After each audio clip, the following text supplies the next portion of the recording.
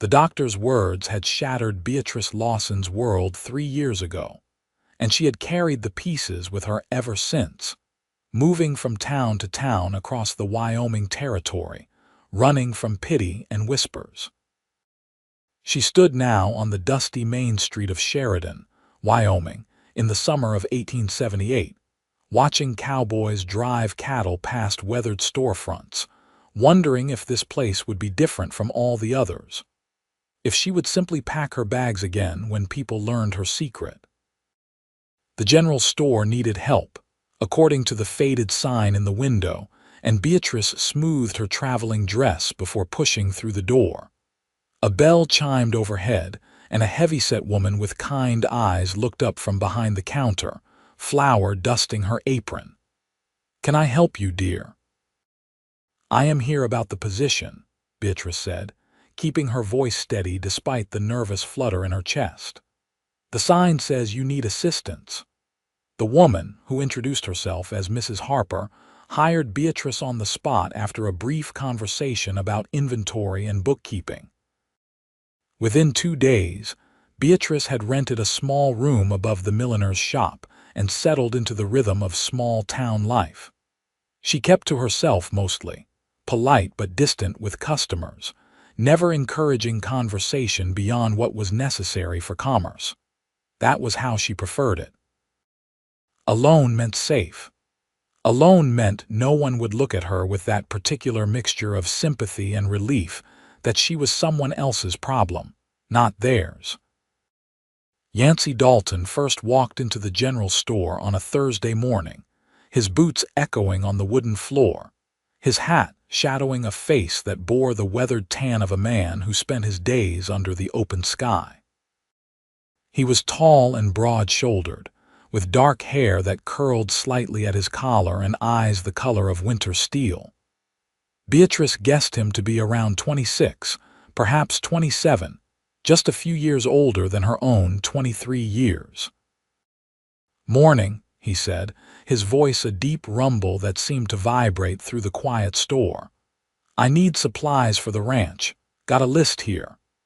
He handed her a folded piece of paper, and their fingers brushed briefly. Beatrice pulled her hand back quickly, focusing on the list rather than the strange warmth that had shot through her at the contact. "This will take some time to gather," she said, scanning the items. "Flour, sugar, coffee, salt pork, beans, lamp oil, rope, nails. Will you wait or return later?" "I will wait, if that is all right with you." He leaned against the counter, seemingly in no hurry. "Just got to town from 3 weeks on the range.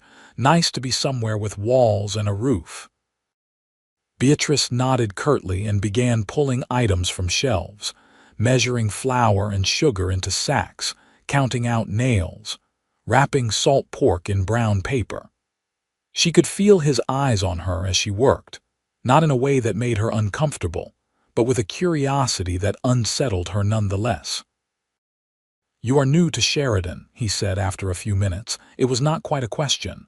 "I arrived 4 days ago." "Where from?" "East," she said vaguely, not meeting his gaze. "That covers a lot of territory." "Yes, it does." If he noticed her reluctance to elaborate, he did not push. Instead, he shifted topics. "How are you finding the town? It seems pleasant enough." She set a bag of coffee beans on the counter with more force than necessary, hoping he would take the hint that she was not interested in conversation. He did not. "The folks here are good people, for the most part. Bit nosy sometimes, but they mean well. I run a cattle ranch about 5 miles north of here. The Double D, been in my family since my father homesteaded the land back in '65. Beatrice tallied his purchases in silence, announcing the total in a flat voice. He paid without complaint, gathering his supplies with an easy strength that spoke of hard physical labor.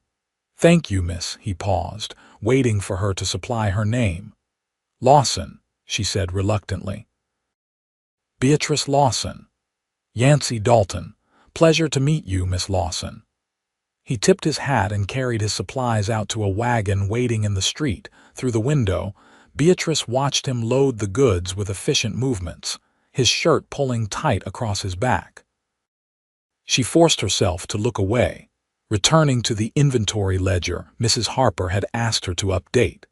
It did not matter how handsome Yancey Dalton was, or how his voice seemed to settle something restless inside her. She had learned the hard way that some dreams were not meant for women like her. Over the following weeks, Yancey became a regular presence at the general store. He always had something he needed, though Beatrice suspected he was making excuses to come to town more frequently than necessary. He would lean against the counter and talk about his ranch, the cattle, the wild horses he had seen in the hills, the weather, anything and everything while she worked. She kept her responses brief, her manner cool, but he persisted with a patience that both frustrated and intrigued her. "Why do you do that?" he asked one afternoon in late July when the heat shimmered off the street outside and made the air in the store thick and drowsy. "Do what?" Beatrice was rearranging canned goods, making sure all the labels faced forward, keep everyone at arm's length. "You have been here over a month, and I do not think I have seen you at any of the town gatherings. There was a dance 2 weeks ago, a church social last Sunday. People want to know you. I prefer my own company." "That is a lonely way to live." She turned to face him, her jaw tight. "Perhaps I have my reasons, Mr. Dalton." "Yancey," he corrected. "And I am sure you do. I am just saying you might find Sheridan more welcoming than wherever you came from if you gave it a chance. I appreciate your concern, but it is unnecessary." She moved past him to help another customer, effectively ending the conversation. But Yancey did not give up easily. He continued to visit the store, continued to talk to her, and gradually, despite her best efforts, Beatrice found herself looking forward to his visits. He made her laugh with stories about his ranch hands and their antics. He asked her opinion on books he was thinking of ordering from back east. He brought her wildflowers once, a handful of purple lupines and yellow balsam root, saying they reminded him of her because they grew in the harshest conditions but were beautiful anyway. She had not known what to say to that, so she simply put them in a jar of water on the counter and thanked him quietly. By August, the walls she had built around herself were showing cracks.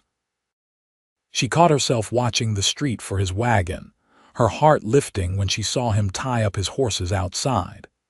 She began to linger over his orders, taking more time than necessary, asking questions about his ranch that encouraged him to stay and talk. Mrs. Harper noticed, of course. One evening as they were closing up the store, she smiled at Beatrice and said, "Yancey Dalton is a good man. One of the best. His family has deep roots here, and he works harder than anyone I know to keep that ranch running after his father passed 2 years back." "That is admirable," Beatrice said carefully, sweeping the floor with deliberate strokes. "He is also unmarried, in case you were wondering." Mrs. Harper's eyes twinkled. "Half the eligible women in the county have set their caps for him, but he never seems interested. Until now." "I am sure I do not know what you mean." "Do not you?" Mrs. Harper laughed gently.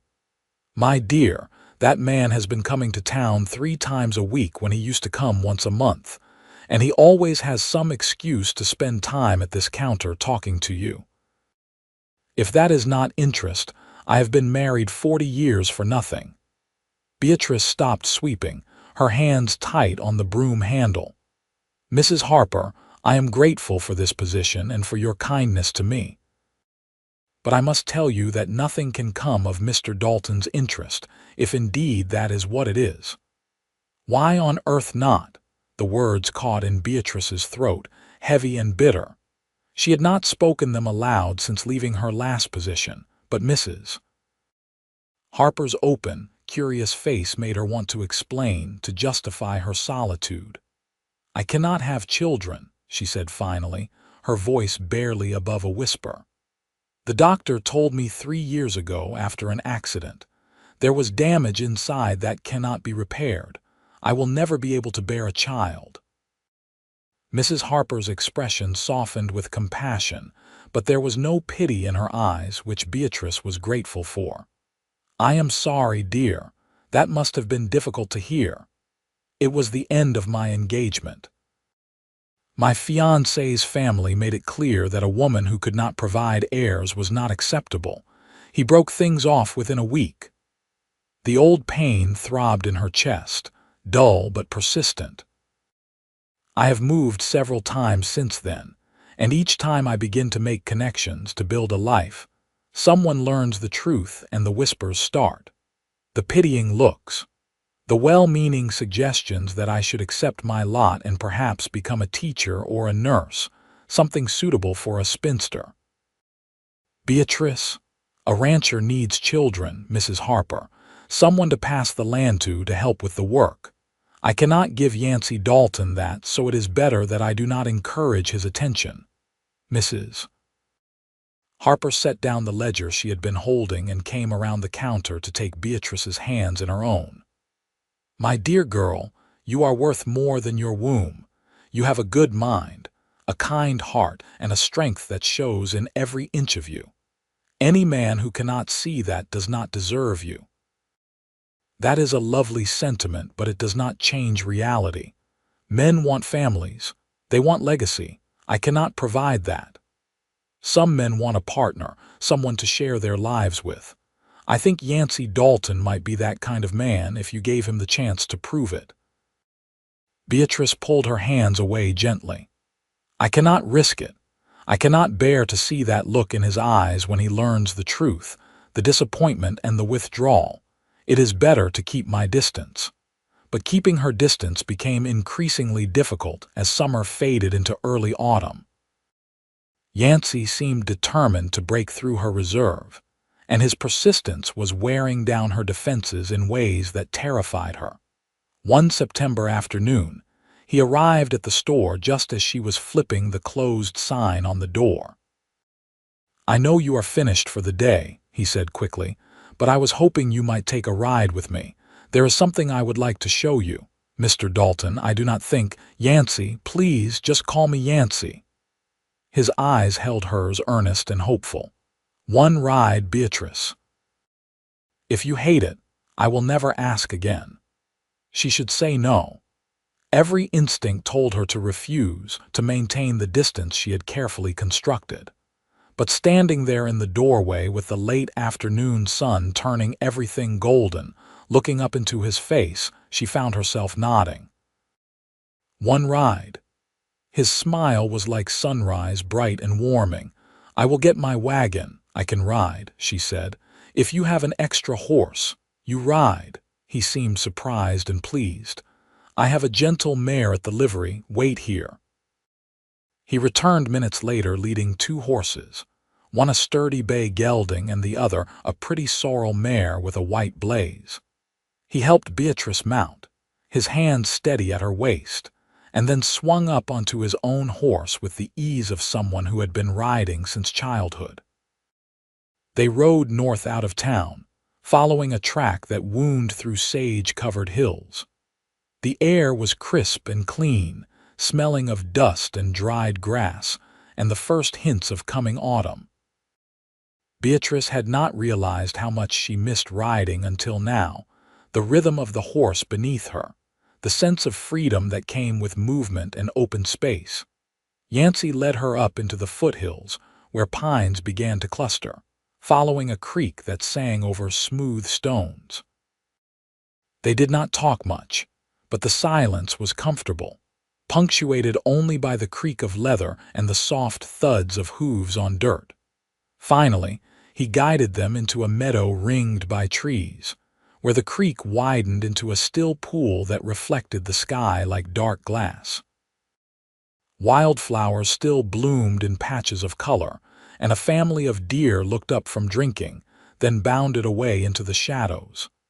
"This is my favorite place," Yancey said, dismounting and coming to help Beatrice down. "I come here when I need to think, when the ranch gets to be too much. I wanted to share it with you." "It is beautiful," Beatrice said softly, genuinely moved by the peaceful beauty of the spot.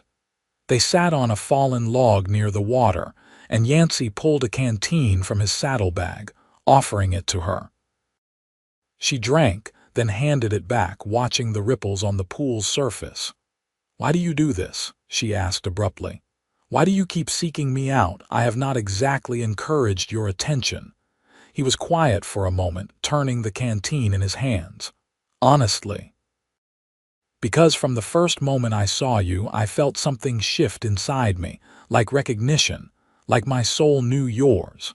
He glanced at her, his expression vulnerable. "I know that sounds foolish. It sounds impossible," she whispered. "Maybe, but I have never felt this way before, Beatrice. I have known plenty of women, nice women, pretty women, but none of them made me want to be better, to work harder, to build something worth sharing. You do." Her heart was pounding so hard she thought he must hear it. "You do not know me. Then let me know you. Tell me why you keep everyone away. Tell me what hurt you so badly that you are afraid to let anyone close." She stood, walking to the edge of the pool, her arms wrapped around herself. "It is not that simple." "Why not?" He came to stand beside her. "Beatrice, I do not know what happened to you before you came to Sheridan, but I can see it weighs on you. Whatever it is, it does not change how I feel. You say that now. I say it because it is true." She turned to face him, her eyes bright with unshed tears. "I cannot have children, Yancey. Do you understand what that means?" The doctor was very clear. "There was an accident 3 years ago, a fall from a horse that did internal damage. I will never be able to conceive or carry a child. Never." She watched his face, waiting for the change, the withdrawal, the polite distance that would follow. But his expression did not shift. If anything, he looked relieved, as though she had finally shared something real with him. "Is that what you think would make me stop caring for you?" he asked quietly. "It ended my last engagement." His family was horrified. They said I was damaged goods, that no respectable man would want a barren wife. Anger flashed in Yancey's eyes, hot and sudden. "Then he was a fool and they were cruel. You are not damaged, Beatrice. You are the strongest, most resilient woman I have ever met. But you need heirs for your ranch. You need someone to pass it on to help build a legacy. I cannot give you that." "Who says I need that?" He took her shoulders gently, making her look at him. "Yes, I have land. Yes, I have a ranch that my father built and that I am working to expand. But none of that matters as much as finding someone to share my life with. A partner. Someone I love and who loves me back. If we have children, wonderful. If we do not, that is all right too. You say that now, but later I will still feel the same way." His thumbs brushed her shoulders through her dress, the touch gentle but grounding. "Beatrice, there are children who need homes, orphans who need families. If we want to raise children, there are ways. But that is for the future. Right now, all I want is a chance with you, a real chance." "I am afraid," she admitted, her voice breaking. "I am so afraid of being hurt again, of being rejected again. I do not think I could bear it. Then I will have to make sure that never happens." He pulled her into his arms, and after a moment's hesitation, she let herself lean into him, resting her head against his chest. His heartbeat was steady beneath her ear, solid and reassuring. They stood like that for a long time, while the sun moved lower in the sky and the shadows grew longer around them. Finally, Yancey tilted her chin up and kissed her, soft and sweet, a promise rather than a demand. Beatrice kissed him back, feeling the last of her walls crumble into dust. The ride back to town was different, charged with new awareness and possibility. Yancey held her hand as they rode side by side, and Beatrice allowed herself to imagine, just for a moment, what a future with him might look like. Over the following weeks, they spent every moment they could together. Yancey took her to his ranch, showing her the house his father had built, the barns and corrals, the vast stretches of grassland where his cattle grazed. The ranch hands were respectful and friendly, and Beatrice found herself charmed by the rhythm of ranch life, the early mornings and hard work, and the satisfaction of tending animals and land. She met his neighbors, attended church socials at his side, and slowly began to let herself believe that maybe, just maybe, she could have this. That she could have love and partnership and a place to belong. Yancey courted her properly, with flowers and Sunday dinners and long talks about their hopes and dreams. He never pressured her, never pushed for more than she was ready to give, but his intentions were clear. He wanted to marry her, to build a life together, and he said it often enough that she began to believe him. But the fear never quite left her. Late at night in her rented room, she would lie awake and imagine the moment when he would change his mind, when the reality of her barrenness would sink in, and he would realize what he was giving up.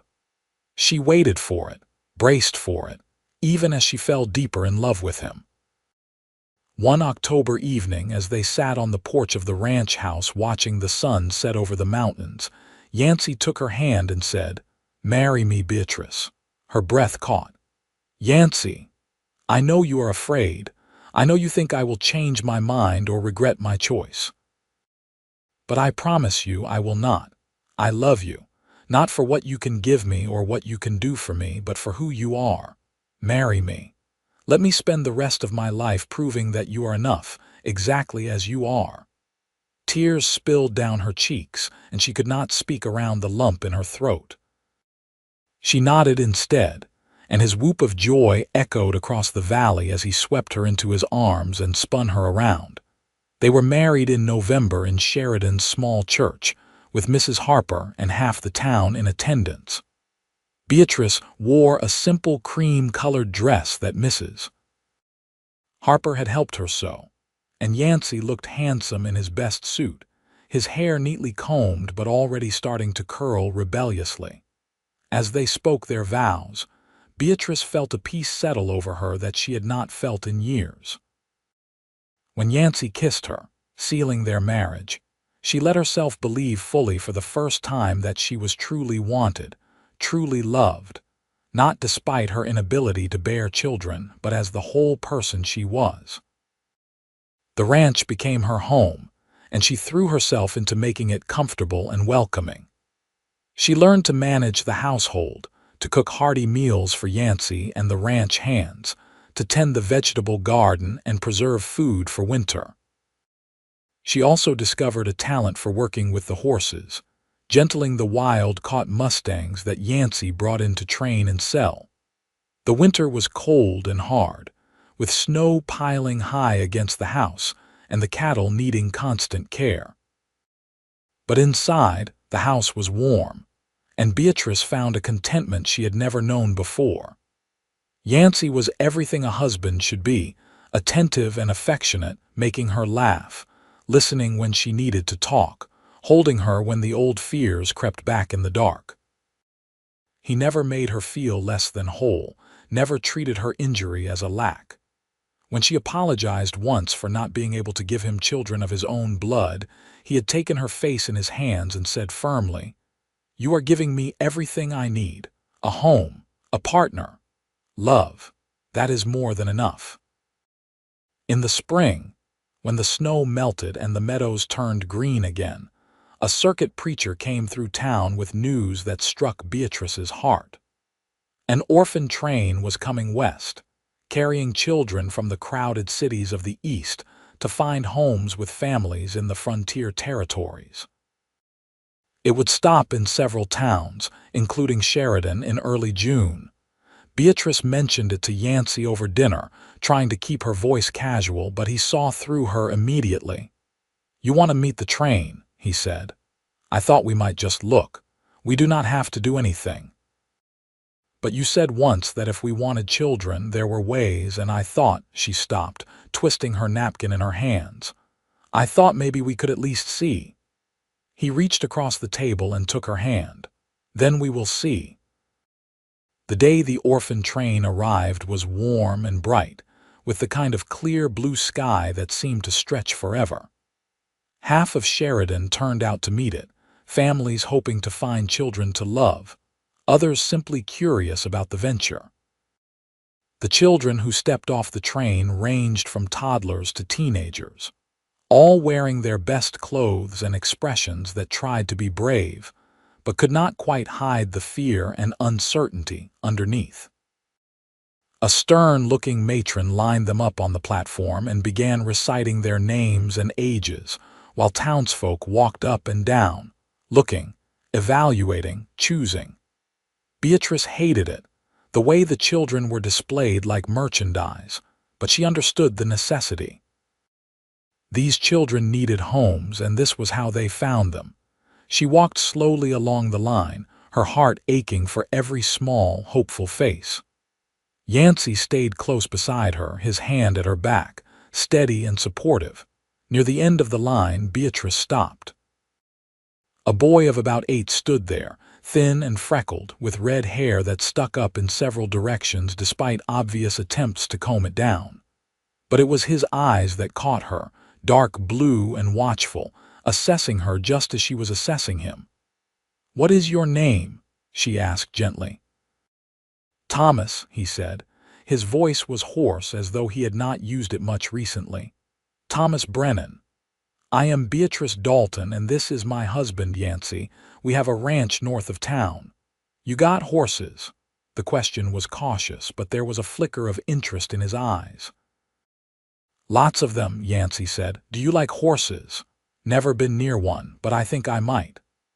Thomas's gaze shifted between them. "You looking to take someone? We are considering it," Beatrice said carefully. "What about you? What are you looking for?" The question seemed to surprise him. "A place where they do not hit me mostly. Food would be good too. I ain't particular beyond that." Beatrice's heart clenched. "No one should hit you, not ever." Thomas shrugged, the gesture too old for his years. "That is what they all say at first." "Not all people are cruel," Yancey said quietly. "Some of us mean what we say."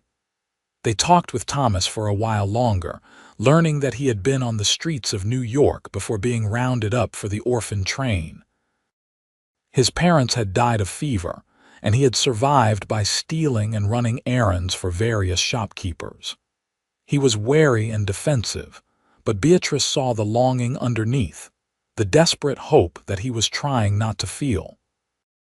Beside Thomas stood a little girl, perhaps 5 years old, with brown braids and enormous hazel eyes.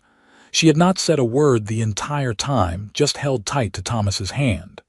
"Who is this?" Beatrice asked. "My sister, Lily," Thomas said, his voice going protective. "We stay together." "That is the rule. Anyone wants me has to take her too." "I do not talk much," Lily whispered, the first words Beatrice had heard from her. "Thomas says I do not have to if I do not want to." "That is absolutely right," Beatrice said, crouching down to Lily's level. "You talk when you are ready and not a moment before." She looked up at Yancey, a question in her eyes. He was looking at both children with an expression that made her love him even more, a softness and certainty that told her everything she needed to know. "2 is not too many." She asked him quietly. "2 is perfect," he replied.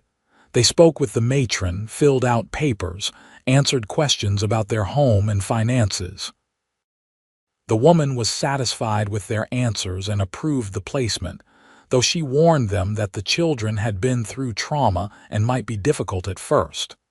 "We understand," Beatrice said. "We will be patient."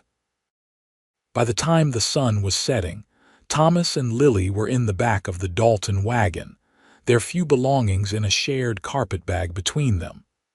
They sat close together, Thomas's arm around his sister, both of them watching everything with wide, uncertain eyes.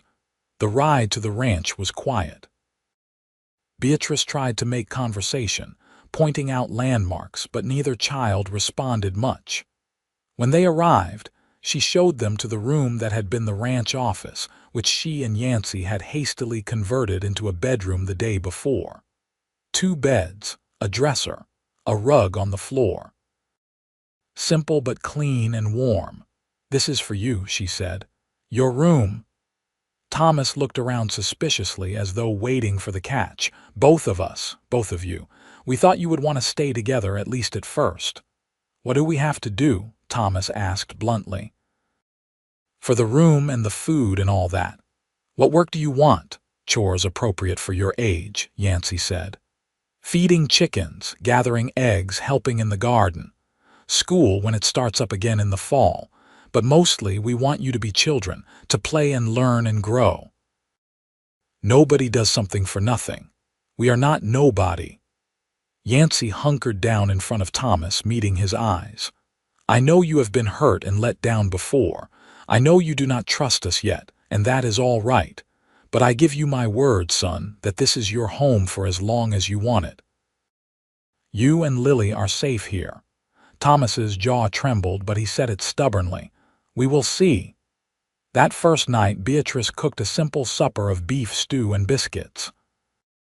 Both children ate like they were starving, quickly and efficiently, eyes darting to make sure no one was going to take their food away. When Lily nodded off at the table, Thomas picked her up with the ease of long practice and asked where he should put her. "I will show you," Beatrice said, leading him to their room. She helped Thomas get Lily into a nightgown that Mrs. Harper had donated, then tucked the little girl into bed. Lily's eyes opened briefly, unfocused with sleep. "Mama," she murmured, Beatrice's heart squeezed. "No, sweetheart." "It is Beatrice. You are safe." "Safe," Lily repeated, and then she was asleep again. Thomas stood by the window, looking out at the dark expanse of ranch land. "She does that sometimes, forgets they are gone. How long has it been? 2 years, maybe more, I lose track." He turned to face her. "I take care of her. That is my job. If you are expecting her to do heavy work or something, she cannot. She is too little." "We do not expect that," Beatrice said gently. "Thomas, we want to give you both a childhood, a chance to just be children." "I have not been a child in a long time." "Then maybe it is time to learn again." Over the following weeks, Thomas and Lily slowly, cautiously, began to settle in. Thomas was up before dawn every morning, determined to prove his worth through work. Yancey taught him to care for the horses, to mend fences, to recognize which plants were safe for the cattle to eat and which were poisonous.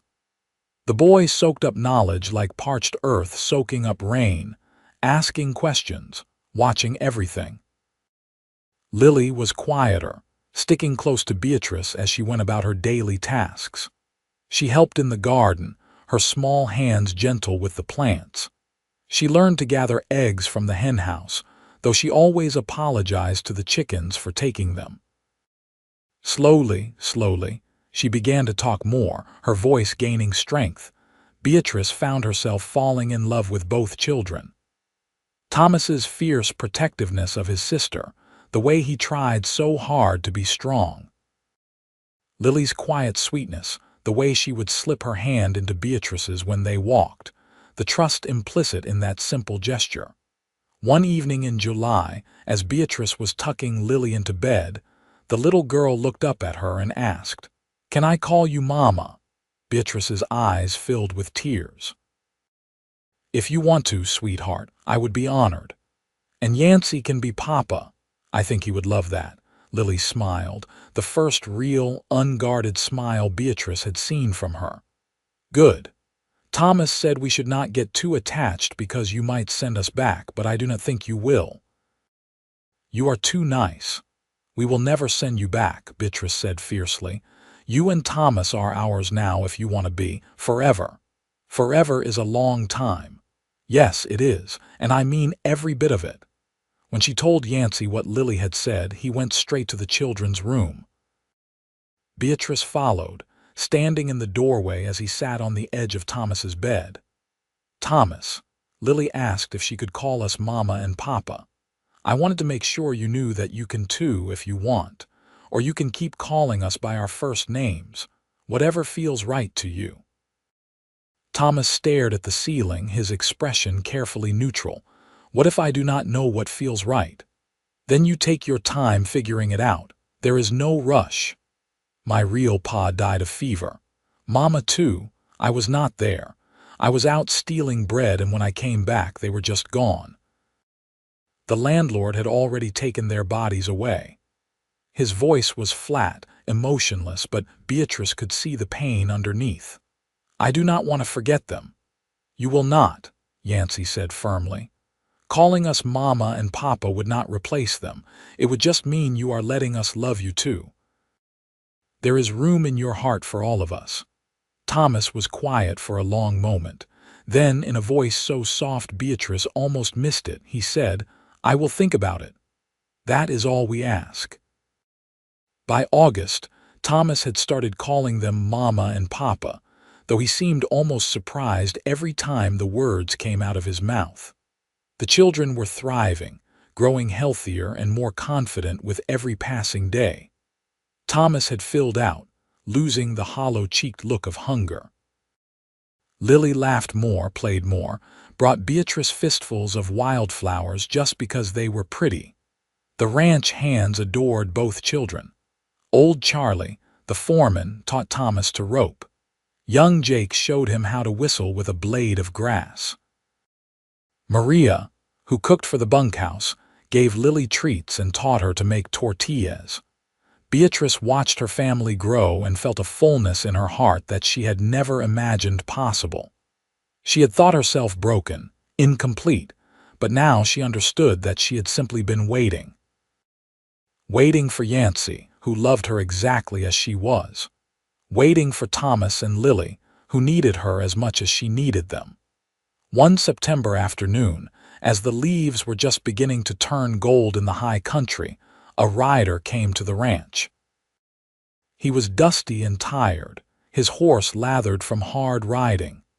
Yancey met him in the yard while Beatrice watched from the porch, her hand shading her eyes.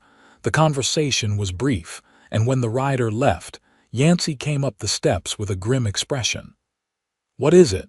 Beatrice asked. "There is trouble at the Miller Ranch. Rustlers hit them last night, took about 50 head of cattle and shot Pete Miller when he tried to stop them. He is going to live, but they need help tracking the rustlers before they disappear into the mountains." Beatrice's stomach tightened with fear. "You are going after them." "I have to. Pete is our neighbor, our friend. I cannot let this stand." He took her hands. "I will be careful, I promise, but I need to do this. I know." She did know, even though she hated it. This was the frontier, and sometimes men had to fight to protect what was theirs. "How long will you be gone?" "A few days, maybe a week. Depends on the trail." He kissed her forehead, then her lips. "Keep the rifle loaded and stay alert. I am leaving Charlie and Jake here to watch over things." "We will be fine." She tried to sound confident for his sake. "Just come back to us. Always." He left within the hour, riding out with 6 other ranchers, all armed and determined. Beatrice watched until they disappeared into the distance, then went back inside to where Thomas and Lily were playing with carved wooden animals at the kitchen table. "Where is Papa going?" Thomas asked, his voice carefully casual. "He has to help a neighbor. He will be back soon." "Is it dangerous?" Beatrice considered lying, then decided Thomas deserved the truth. "It might be, but your papa is smart and careful. He will be all right." Thomas nodded slowly. "I will take care of things while he is gone. I am the man of the house now." "You are 8 years old," Beatrice said gently. "You do not have to be the man of anything. Charlie is here and Jake. We are all going to take care of each other." But she could see Thomas did not quite believe her. That night, he insisted on checking all the doors and windows before bed, making sure they were locked tight. He was trying so hard to be brave, to be strong, and it broke her heart a little. The days passed slowly. Beatrice kept busy with ranch work, with the children, with all the 1,000 tasks that filled her time. But worry gnawed at her. especially at night when she lay alone in the big bed and listened to the wind outside. On the fifth day, a different rider came. This one was a deputy from town, and Beatrice's heart stopped when she saw his face. "Mrs. Dalton, there has been a shooting. Your husband, is he alive?" The words came out sharp, desperate. "Yes, madam, he is alive, but he has been hurt. They are bringing him back to town now to the doctor." "I thought you would want to know." Beatrice did not remember making the decision to go, but suddenly she was moving, calling for Charlie to hitch up the wagon, telling Maria to stay with the children. She threw a few supplies into a bag, her hands shaking so badly she could barely tie the strings. "Mama, is Papa all right?" Lily's voice was high and frightened. "He will be. I am going to make sure of it." Beatrice crouched down, hugging both children tight. "You stay here with Maria and be good. I will bring your Papa home." The ride to town took forever, every mile stretching into eternity. Charlie drove while Beatrice sat rigid beside him, praying silently, bargaining with God. "Let him be all right. Please let him be all right. I will do anything, be anything, just let him live." When they reached Sheridan, she jumped down before the wagon had fully stopped and ran into the doctor's office. Yancey was on a table in the back room, his shirt cut away, his left shoulder wrapped in bloody bandages. His face was pale, but his eyes were open, and when he saw her, he tried to smile. "Hey, sweetheart, sorry to scare you." She went to his side, taking his hand carefully. "What happened?" "We found the rustlers holed up in a canyon. There was a fight. I took a bullet to the shoulder, but it went clean through. Doc says I will be fine." The doctor, a gruff older man named Harrison, nodded confirmation. "He will be sore and weak for a while, and he needs to keep that wound clean, but he should recover fully. He is lucky." Another few inches to the right and it would have hit his lung. "Did you get them, the rustlers? 3 of them are dead, 2 ran off. We recovered most of Pete's cattle." Yancey squeezed her hand. "It is over, Beatrice, I am all right." But she could not stop shaking, could not stop seeing the blood soaking through his bandages, imagining how much worse it could have been. "You could have died. But I did not. I am here. I am going to be fine." She pressed her forehead to his uninjured shoulder, breathing in the smell of him, sweat and dust and blood and something essentially Yancey. "I cannot lose you, I cannot. You are not going to lose me, I promise." His good arm came around her, holding her as best he could. "I am too stubborn to die, remember." Dr. Harrison kept Yancey overnight for observation, and Beatrice refused to leave his side. She dozed fitfully in a chair beside the bed, jerking awake at every sound, checking to make sure he was still breathing. In the morning, they made the slow journey back to the ranch.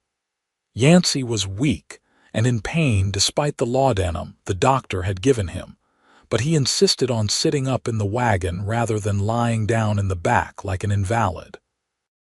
Thomas and Lily burst out of the house when they arrived, Lily crying, Thomas trying not to.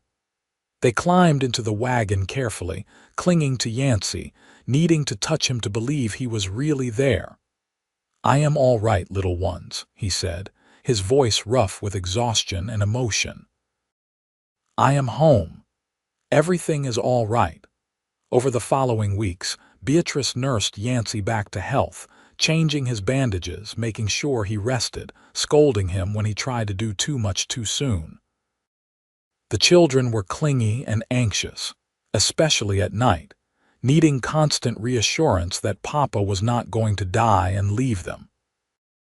"I think they are remembering their first parents," Beatrice said quietly one evening, watching Thomas and Lily play quietly in the corner, their usual energy subdued. "The fear is bringing it all back. We will just have to love them through it," Yancey said. His shoulder was healing well, the wound closing clean, though he still could not use his left arm much. "That is all we can do. Love them and show up every day and prove that we are staying. You did that for me." Beatrice said softly. When I was so sure you would leave, you just kept showing up.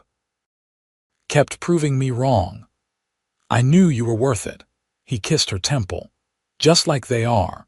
By October, Yancey was mostly recovered, able to do light work, though he still could not lift anything heavy. The children had settled down again, their confidence restored by the dailiness of family life, the routine of chores and meals and bedtime stories. One evening, as they all sat around the dinner table, Thomas asked, "Are we really going to stay here forever? Or will we have to go somewhere else eventually?" "Why would you have to go somewhere else?" Yancey asked. "I do not know, because you get tired of us, because we are too much work." "Thomas, look at me." Yancey waited until the boy met his eyes. "You and Lily are our children. This is your home. Nothing is going to change that. Not now, not ever. But we are not really yours, not like if Mama could have babies." The words hung in the air, sharp and painful.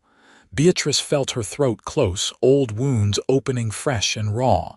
"You are really ours," Yancey said firmly. "Blood does not make a family, Thomas. Love does. Choice does. We chose you and Lily. You are choosing us. That is what makes us a family." "But do not you wish Mama could have babies?" Lily asked, her voice small. "So you could have kids that were really, really yours?" Beatrice took a shaky breath, then said, "I used to wish that. Before I met you and your brother, I thought I was broken because I could not have children. I thought no one would want me, that I could not be a real mother. But you too taught me differently. You taught me that being a mother is not about giving birth. It is about showing up every day and loving you even when things are hard. It is about tucking you in at night and making sure you have enough to eat and teaching you right from wrong. That is what makes me your mama, not biology. And you are doing a wonderful job of it," Yancey added. "You both are growing up strong and kind and smart. That is because of the family we have built together." Thomas was quiet for a long moment, processing. Then he said, "At the orphanage before the train, some of the kids said no one would really want us, that we would always be just charity cases. But you do not make me feel like that. Good. Because you are not charity, you are our son, our family." Beatrice reached across the table and took his hand. "I know you are still learning to trust that, but I promise you, Thomas, Lily, we are not going anywhere, and neither are you." "Okay," Thomas said. Then, more firmly, "Okay, I believe you." Winter came again, colder and harder than the year before. But inside the ranch house, there was warmth and laughter and love. They celebrated Christmas with a tree that Thomas and Yancey cut from the high country, decorated with strings of popcorn and paper stars that Lily made. There were gifts, simple things like new boots and hair ribbons and carved toys, but the children acted as though they had received treasures. Beatrice cooked a feast, and they invited the ranch hands to join them. They sang carols around the piano that had been Mrs. Harper's wedding gift, and Beatrice thought her heart might burst from the fullness of it all. That night, after the children were asleep, she and Yancey sat by the fire, her head on his shoulder, his arm around her waist. "Are you happy?" he asked quietly. "More than I ever thought possible. There were times when I thought I would never have this, a home, a family, someone who loved me." She turned to look up at him. "You gave me all of that. You proved me so very wrong about everything I thought I knew about myself. You just needed someone who could see you clearly. See all the strength and beauty and worth that was there all along." He kissed her, slow and sweet.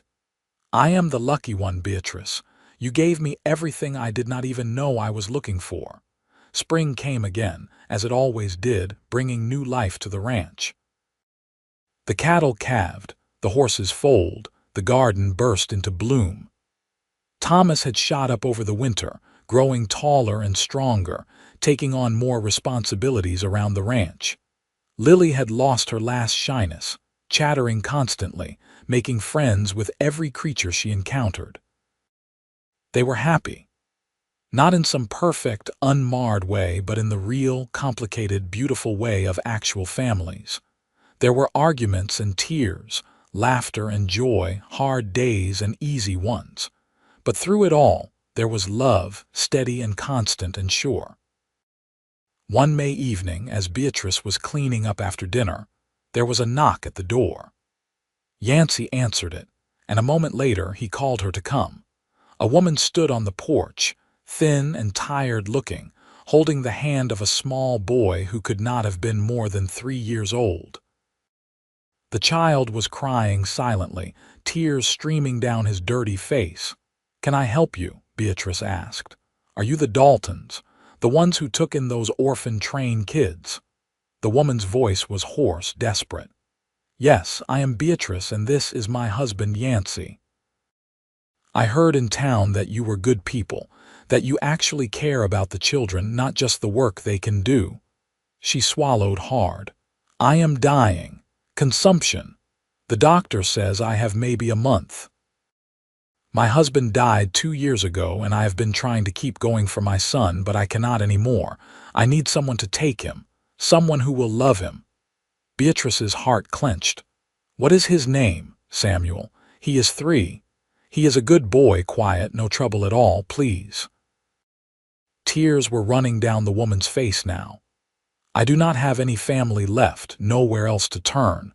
I know I have no right to ask this of strangers, but I am begging you. Please do not let him end up in an institution. He deserves better than that."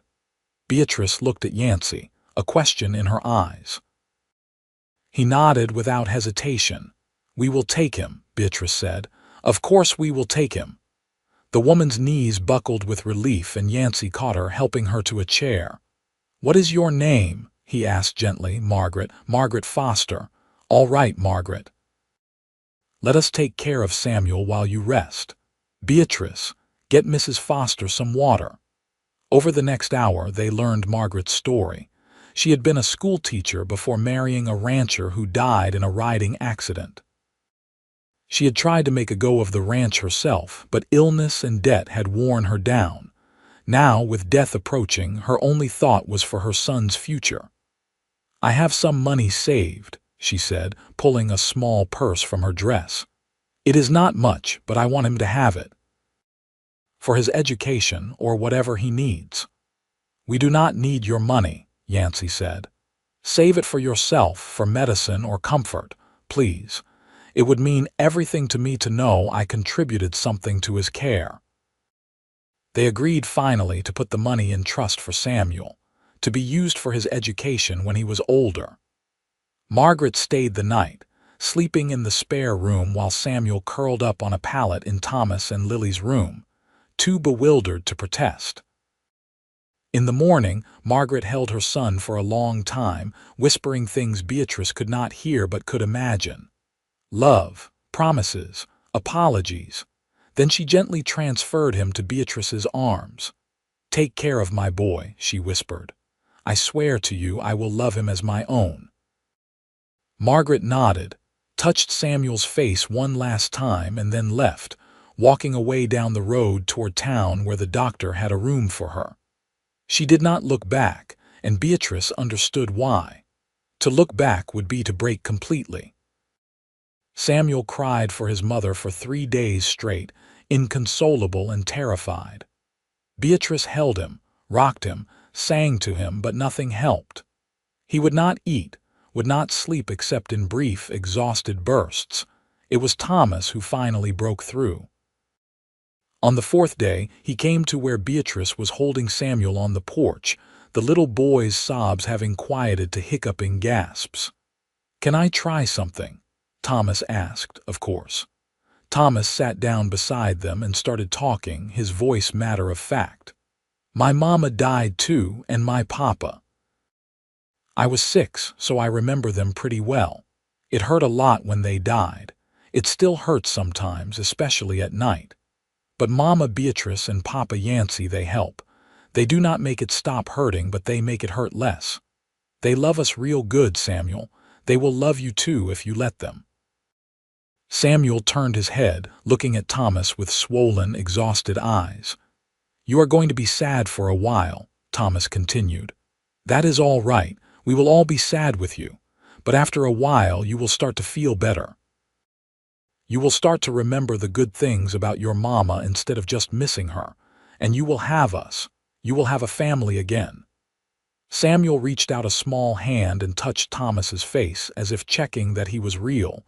Then, in a tiny voice, he said, "Family? Yes, family. Me and Lily and Mama Beatrice and Papa Yancey, and the horses and the dogs and the chickens and all of it. You are one of us now." Something in Samuel's expression shifted, softened. He did not stop crying entirely, but the edge of hysteria left his tears. He let Beatrice feed him a little broth, and that night he fell asleep in her arms, exhausted but finally at peace. Word came 2 weeks later that Margaret Foster had passed away quietly in her sleep. Beatrice wept for the woman she had barely known, for the sacrifice she had made, for the love that had driven her to place her son's welfare above her own comfort. They took Samuel to visit his mother's grave, a simple wooden cross in the town cemetery. Beatrice explained as best she could what had happened, why his mama had gone away. Samuel did not fully understand. He was too young, but he placed a handful of wildflowers on the grave and said, "Bye, Mama." "She loved you very much," Beatrice told him. "She wanted you to have a good life with people who would take care of you. That is why she brought you to us, because she loved you." "Love me," Samuel repeated. "Yes, and we love you too." He thought about this, his small face serious. Then he reached up and patted her cheek. "Mama." "Yes, sweetheart. I am your mama now." Samuel settled in more quickly than Beatrice had expected. He was a quiet child, watchful and gentle, but he had a core of resilience that reminded her of Thomas. Lily adopted him as her special charge, helping him learn his way around the ranch, teaching him animal names, reading him simple stories at bedtime. Beatrice marveled at how her family had grown, how what had seemed like a tragedy, her own inability to bear children, had become the pathway to this fullness, this abundance of love. 3 children who needed her, who called her mama, who filled her days with chaos and joy and purpose. One night in July, as she and Yancey prepared for bed, she said, "Do you ever wonder what our lives would have been like if things had been different? If I had been able to have children naturally?" He considered the question seriously. "Sometimes. But then I think about Thomas and Lily and Samuel, and I cannot imagine our lives without them. Maybe we would have had biological children and loved them just as much, but we would not have these 3. These specific, wonderful souls who needed us as much as we needed them. And I would not trade them for anything. Neither would I." She leaned into him, safe in the circle of his arms. "You changed my life, Yancey Dalton. You took all my broken pieces and showed me they could make something beautiful. You were never broken. You were just waiting for the right time, the right place, the right family." He kissed her hair. "And now here we are." "Here we are," she echoed, filled with gratitude and love and a bone-deep certainty that she was exactly where she was meant to be. The years passed in the way of years, quickly and slowly all at once. Thomas grew into a strong, capable young man, taking on more and more responsibility at the ranch, learning the cattle business from his father. He had Yancey's patience and work ethic, Beatrice's careful attention to detail. At 15, he was already being consulted on major ranch decisions, his opinion valued and respected. Lily blossomed into a lively, affectionate girl with a gift for healing. She had a way with sick animals, a gentleness and intuition that seemed almost magical. At 12, she was already talking about becoming a veterinarian, a lofty goal for a girl but one that Beatrice and Yancey encouraged wholeheartedly. Samuel was quieter, more reserved, but he had a brilliant mind and a love of learning that delighted them all. At 8 years old, He could read better than most adults and spent his free time poring over every book he could get his hands on. Beatrice suspected he would go east for university someday, and the thought made her both proud and sad. The ranch prospered under Yancey's management. They expanded the herd, improved the breeding stock, built new barns and corrals. They hired more hands, good men who respected the Daltons and stayed for years, becoming part of the extended family. Beatrice became a fixture in Sheridan society, known for her kindness and her willingness to help anyone in need. She took in 2 more orphans over the years, siblings whose parents had died in a house fire, giving them a temporary home until relatives back east could be located. She served on the church committee, organized charity drives, and became an advocate for orphaned and abandoned children throughout the territory. People sometimes asked her if she regretted not having biological children, if it bothered her that she could not pass on her own bloodline. She always answered the same way. "These are my children, all of them. Blood is not what makes a family. Love is." On their 10th wedding anniversary, Yancey took Beatrice back to the meadow where he had first told her he loved her. It was autumn, the leaves brilliant gold and crimson, the air crisp and clean. They sat on the same fallen log, older now but still deeply in love, and watched the water ripple in the pool. "You remember what I told you here?" Yancey asked. "You said you felt like your soul recognized mine. That I made you want to be better, to build something worth sharing. And I said if we wanted children, there were ways. That what mattered most was finding a partner." He took her hand, running his thumb over her knuckles. "I meant every word, Beatrice. These last 10 years with you have been the best of my life. You gave me a home, a real home, not just a place to sleep and work. You gave me a family. You gave me love. You gave me all those things too. You proved me wrong about everything I thought I knew about myself, about what I deserved, about what was possible." She blinked back tears. "I thought I was broken, but you showed me I was just waiting. For me, for you, for our children, for this life we built together." He kissed her then, sweet and slow, a kiss that tasted like coming home. When they finally pulled apart, Beatrice rested her head on his shoulder and sighed with contentment. "I have something to tell you," Yancey said after a moment. "I have been thinking about the future, about what happens to the ranch when I am gone. I want to make sure it is divided fairly among all 3 children, equal shares, so they each have a stake in the land. That is generous. Most people would leave it to the eldest son. Thomas is the eldest, but Samuel and Lily deserve their inheritance too. This is their home as much as his. I want that protected legally in writing so there is never any question." "You are a good father," Beatrice said softly. "The best father those children could have asked for." "I learned from the best mother." He squeezed her hand. "We did good, did not we? With our family, we did better than good. We did extraordinary." They sat together as the sun moved lower in the sky, painting everything gold and amber. They talked about the children, about ranch business, about the new school being built in town, and the railroad that was supposedly coming through next year. They talked about everything and nothing, the comfortable conversation of 2 people who knew each other completely and loved each other anyway. When they finally rode back to the ranch, the house was lit up warm and welcoming against the gathering darkness. Through the windows, Beatrice could see movement, the children preparing supper, the ordinary magic of family life. "Look at that," Yancey said, reining in his horse. "Look at what we built." "It is beautiful," Beatrice agreed, her heart full to bursting. They dismounted and walked together to the house, hand in hand, partners in every sense of the word. When they opened the door, they were greeted by the controlled chaos of 3 children trying to cook dinner, Samuel reading out instructions from a cookbook while Thomas stirred something on the stove and Lily set the table. "Mama," Papa, you are back. Lily ran to hug them both. We made dinner. Well, we tried. It might be a little burned. It smells wonderful, Beatrice said diplomatically, kissing the top of Lily's head. Samuel says the recipe is foolproof, but I think we might have proven him wrong, Thomas said, grinning.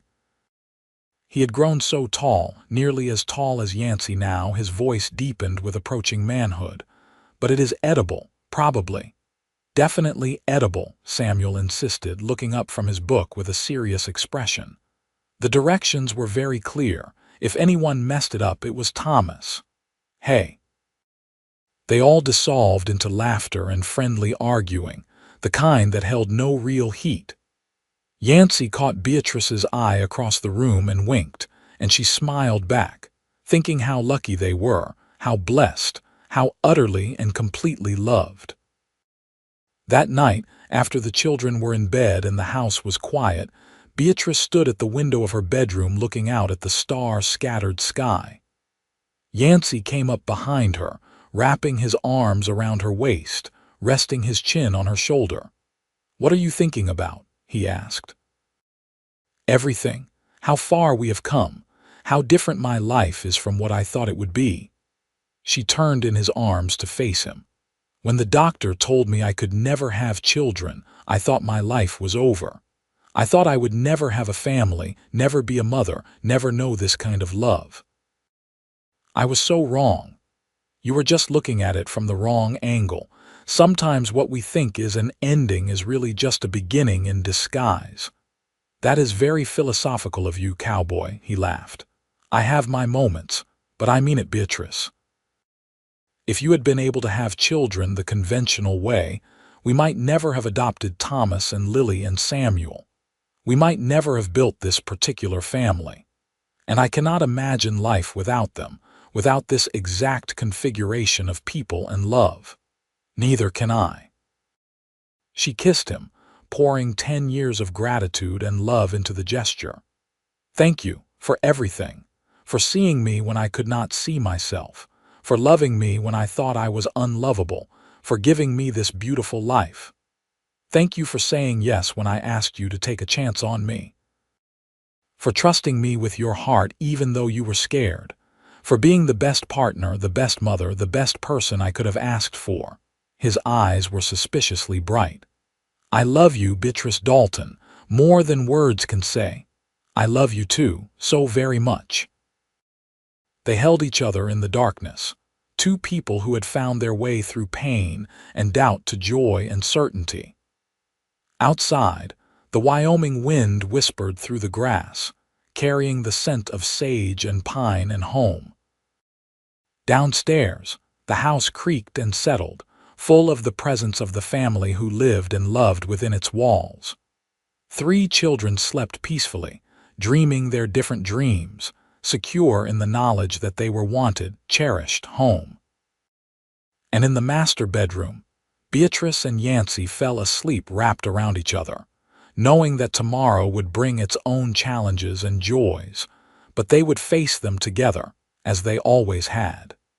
The years continued to unfold, bringing changes and constants in equal measure. Thomas married at 21, choosing a sensible, kind young woman named Alice who fit into the family as though she had always been there. They built a house on the far side of the ranch and started working their portion of the land, eventually giving Beatrice and Yancey their first grandchildren, twin boys with Thomas's red hair and Alice's green eyes. Lily did go east to study veterinary medicine, one of the first women accepted into the program. She came home 4 years later with her degree and her diploma, and an earnest young man named Robert who adored her completely. They set up practice in Sheridan, and Lily became the first female veterinarian in the territory, a fact that made Beatrice burst with pride every time she thought about it. Samuel did go to university, as Beatrice had predicted, studying law and literature, graduating at the top of his class. But instead of staying east as they had feared, he came home to Wyoming, setting up a law practice in Sheridan, and using his skills to help ranchers and farmers protect their land and water rights. He married a teacher, a quiet woman named Catherine who shared his love of books and learning. Through it all, Beatrice and Yancey remained the heart of the family, the center around which everyone else orbited. They grew older gracefully, their hair graying, their bodies slowing, but their love never diminishing. On Beatrice's 50th birthday, the whole family gathered at the ranch for a celebration. Children and grandchildren filled the house with noise and laughter, and Beatrice stood in the middle of it all, overwhelmed with joy. "Happy?" Yancey asked, coming to stand beside her. "Beyond words." She watched Samuel playing with Thomas's twins, Lily helping Catherine set the table, Thomas and Alice working together to carry out food. "Look at what we started. Look at what grew from those first scared, tentative steps. I am looking, and I am in awe." He put his arm around her shoulders. "You thought no man would want a woman who could not bear children. But I wanted you. I wanted exactly you. And look what we created together. Not despite your injury, but because of how you responded to it, with courage and resilience and an open heart. You made me brave," she said softly. "You proved me so very wrong about everything I feared. We proved each other right. Right to take the risk. Right to choose love. Right to build this family in our own unconventional, beautiful way." Lily called them to the table then, and they sat down to dinner surrounded by their children and grandchildren, by laughter and love, and the comfortable chaos of family. Beatrice looked around at all the faces, each one precious, each one a miracle in its own way, and she sent up a silent prayer of gratitude. She had thought herself broken, incomplete, unworthy of love and family. But Yancey had shown her differently. He had loved her exactly as she was, had helped her build a family not through biology but through choice and courage and commitment. And in the end, that had made all the difference. As the evening wore on and the grandchildren were put to bed, and the adult children lingered over coffee and conversation, Beatrice found herself back at the window, looking out at the familiar landscape of the ranch. Yancey joined her there, slipping his hand into hers. "No regrets?" he asked. "Not a single one." She squeezed his hand. "This life, this family, it is everything I never knew I wanted, everything I was afraid to hope for. You gave me that. You and our children and this place we built together." "We gave it to each other," he corrected. "That is how family works. Everyone gives, everyone receives, and somehow it all adds up to something greater than the sum of its parts." "When did you get so wise, cowboy?" he laughed. "I have been married to you for nearly 30 years. Some of your wisdom was bound to rub off eventually." She turned to kiss him, still in love, still grateful, still amazed at how her life had unfolded. The girl who thought she had nothing to offer had become a woman rich beyond measure, not in money or possessions, but in love and family and purpose. And it had all started with a lonely cowboy who walked into a general store one summer morning and saw past her carefully constructed walls to the woman beneath, who proved with patience and persistence and unwavering love that she was enough, exactly as she was. The moon rose over the Wyoming hills, silver and serene, blessing the ranch and all who lived there. Inside the house, voices rose and fell in the comfortable patterns of family, telling stories, sharing memories, weaving the past and present into a tapestry of belonging. Beatrice leaned into Yancey's embrace, warm and safe and home, knowing that this right here was the happy ending she had stopped believing in. Not perfect, because life was never perfect, but real and rich and deeply, profoundly good. She thought no man would want a woman who could not bear children. But Yancey Dalton had proved her so very wrong in the best possible way, and together they had built a legacy that had nothing to do with blood and everything to do with love. And in the end, That was the greatest gift of all.